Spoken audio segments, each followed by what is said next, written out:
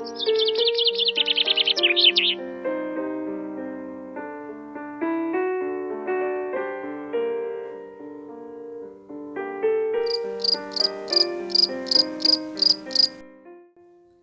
almost 15 years, the fairies had taken care of the princess and amused her and taught her so that when she came into the world, she might be no whit behind the daughters of other kings.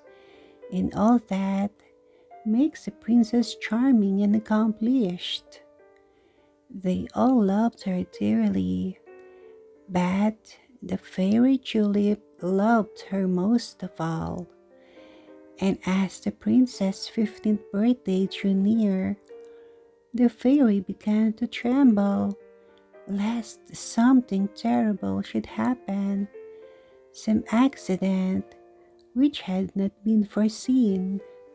"Do not let her out of your sight," said Tulip to the queen, "and meanwhile let her portrait be painted and carried to the neighboring courts, as is the custom, in order that the kings may see how far her beauty exceeds that of every other princess, and that they may demand her in marriage for their sons." And so it was done, and as the fairy had prophesied, all the young princes fell in love with the picture, but the last one, to whom it was shown, could think of nothing else, and refused to let it be removed from his chamber, where he spent whole days gazing at it.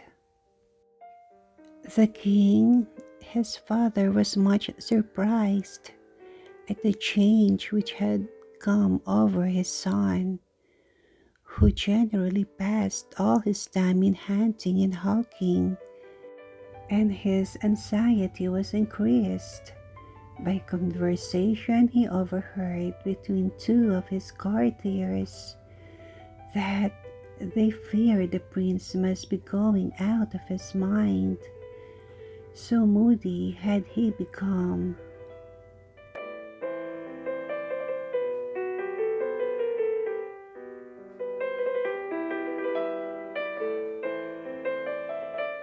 Without losing a moment, the king went to visit his son, and no sooner had he entered the room than the young man flung himself at his father's feet.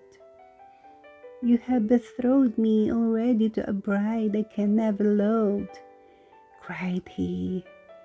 "But if you will not consent to break off the match and ask for the hand of the Princess Desiree, I shall die of misery, thankful to be alive no longer." These words much displeased the king, who felt that in breaking off the marriage already arranged, he would almost certainly be bringing on his subjects a long and bloody war. So, without answering, he turned away, hoping that a few days might bring his son to reason. But the prince's condition grew rapidly so much worse that the king, in despair, promised to send an embassy at once to Desiree's father.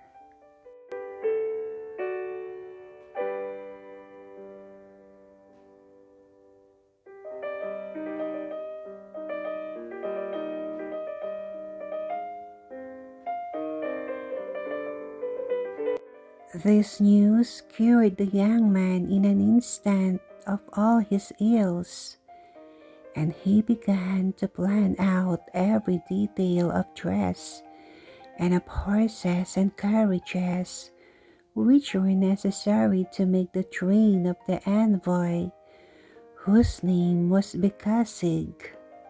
as splendid as possible.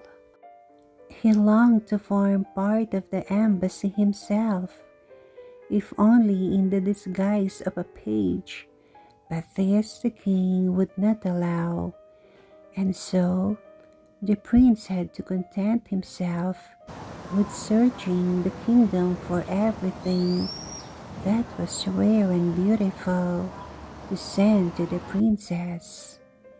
Indeed, he arrived just as the embassy was starting, with his portrait, which had been painted in secret by the court painter. The king and queen wished for nothing better than their daughter marry into such a great and powerful family, and received the ambassador with every sign of welcome. They even wished him to see the Princess Desiree, but this was prevented by the fairy tulip, who feared some ill might come of it.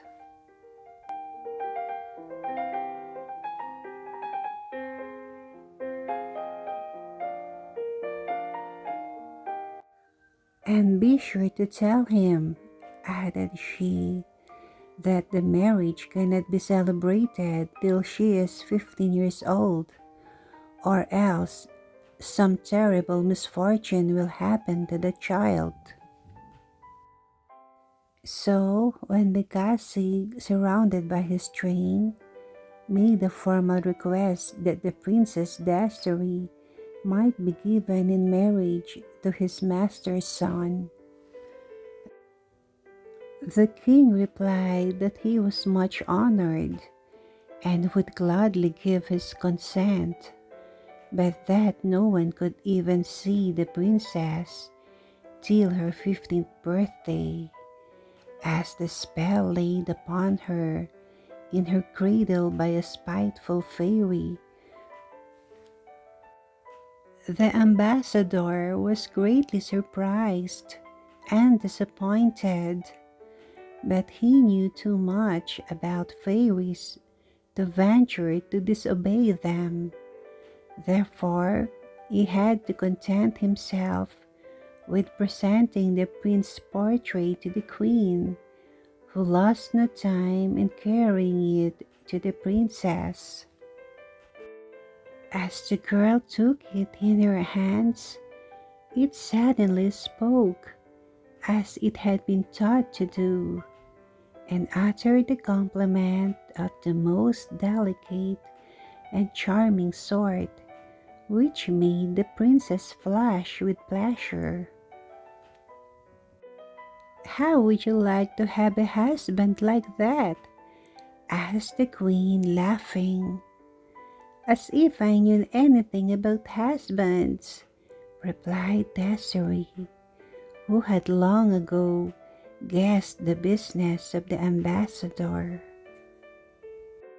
"Well, he will be your husband in 3 months," answered the queen, ordering the prince's presents to be brought in.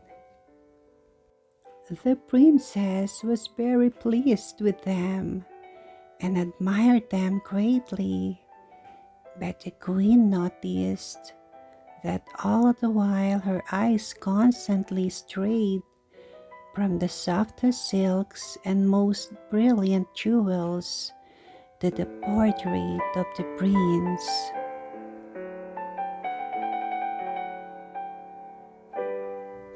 Thanks for watching. Please like and subscribe for more videos like this.